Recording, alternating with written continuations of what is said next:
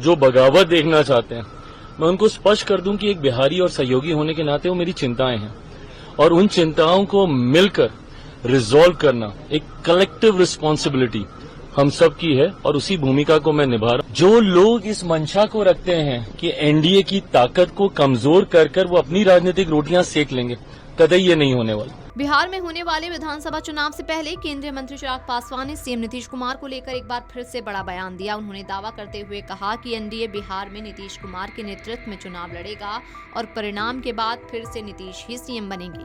इसके साथ ही चिराग पासवान ने विपक्ष पर निशाना साधते हुए कहा कि मेरे शब्दों में जो बगावत देखना चाहते हैं वो स्पष्ट हो लें कि बिहारी और सहयोगी होने के कारण वे मेरी चिंताएं हैं।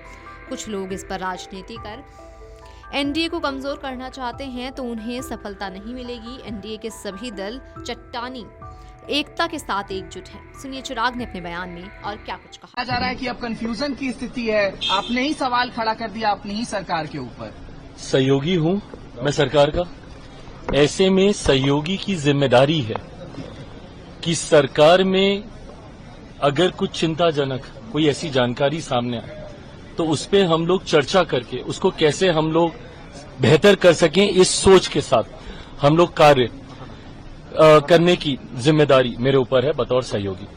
जो लोग इस मंशा को रखते हैं कि एनडीए की ताकत को कमजोर कर वो अपनी राजनीतिक रोटियां सेक लेंगे, कतई ये नहीं होने वाला। मैं जानता हूं मेरा इतिहास है, 2020 में अकेले चुनाव लड़ा था, तो विपक्ष जो अब चुनाव जीत नहीं सकता, तो वो चाहता ये है कि अगर कोई गठबंधन का सहयोगी अलग हो जाए तो उनकी जीत की राह आसान हो जाए।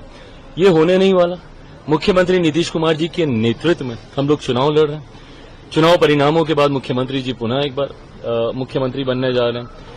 एनडीए में 5 घटक दल हैं बिहार के, पांचों के पांचों हैंड एंड ग्लव्स की तरह कार्य कर रहे हैं।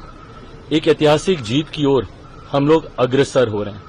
मेरे शब्दों में जो बगावत देखना चाहते हैं, मैं उनको स्पष्ट कर दूं कि एक बिहारी और सहयोगी होने के नाते वो मेरी चिंताएं हैं और उन चिंताओं को मिलकर रिजॉल्व करना एक कलेक्टिव रिस्पॉन्सिबिलिटी हम सब की है और उसी भूमिका को मैं निभा रहा हूं, तो कतई संदेह न करें। एएनआई पर आप हमेशा कहते रहते हैं और आप ऐसे भी बोलते हैं कि आप हनुमान हैं प्रधानमंत्री नरेंद्र मोदी के।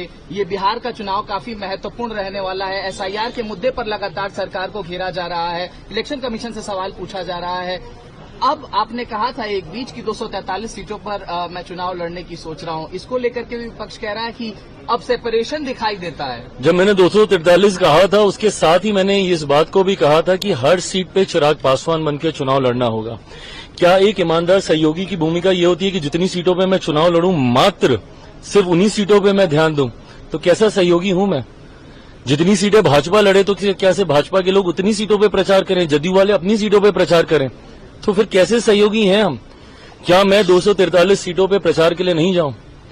और जो लोग, वही मैंने कहा कि मेरा इतिहास रहा है, तो मेरे शब्दों में हर शब्द में उनको बगावत दिखती है, पर अगर मेरी बातों को पूरा सुन लेंगे तो उनकी मंशा वहीं पे शांत हो जाएगी। आप चुनाव लड़ रहे हैं चिराग?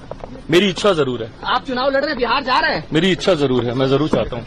बता दें कि बिहार में विधानसभा चुनाव से पहले केंद्रीय मंत्री चिराग पासवान के बयानों से सियासी घमासान मचा हुआ है। चिराग पासवान ने बिहार में बढ़ रही आपराधिक घटनाओं को लेकर बात करते हुए सरकार पर सवाल उठाए थे। चिराग ने हाल ही में बिहार की कानून व्यवस्था पर सवाल उठाते हुए नीतीश की सरकार को समर्थन देने पर भी दुख जताया था। इस बयान के सामने आने के बाद से ही इसे लेकर राजनीति होने लगी थी। लोग इसे एनडीए गठबंधन में दरार के संकेत के तौर पर देखने लगे थे और विपक्ष ने जमकर इस बात को हवा दी थी। लेकिन ये बयान देने के 2 दिन बाद अब पासवान ने गठबंधन से बगावत की बात को पूरी तरह नकारते हुए कहा कि चुनाव जीतने के बाद नीतीश कुमार ही अगले मुख्यमंत्री बनेंगे।